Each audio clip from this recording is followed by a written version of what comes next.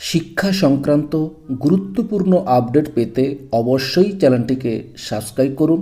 পাশে থাকা বেল আইকনটিতে অবশ্যই ক্লিক করুন। নমস্কার, আমি শুভেন্দু। আমার ছোট্ট চ্যানেলে আপনাকে স্বাগত। Government of West Bengal, office of the district inspector of school secondary, GTA, Darjeeling. ডেটে দেখুন 30/4/2026 মেমো দেওয়া হয়েছে। দিয়েছেন district inspector of school secondary, GTA, Darjeeling. দেওয়া হয়েছে the head of the institution all school, GTA, Darjeeling. অর্থাৎ জিটিএ দার্জিলিংয়ের সমস্ত বিদ্যালয়ের প্রধানদের উদ্দেশ্যেই গুরুত্বপূর্ণ নোটিফিকেশন দেওয়া হয়েছে। কি বলা হয়েছে না, school to remain closed on 4 May 2026 Monday.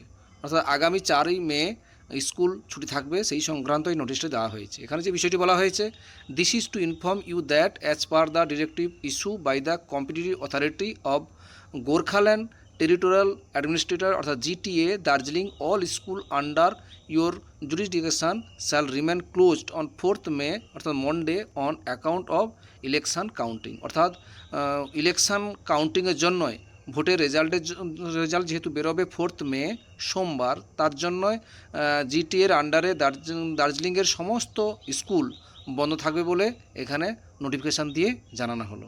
সেটাই আপনাদের সঙ্গে শেয়ার করলাম। ভিডিওটি দেখার জন্য অসংখ্য ধন্যবাদ।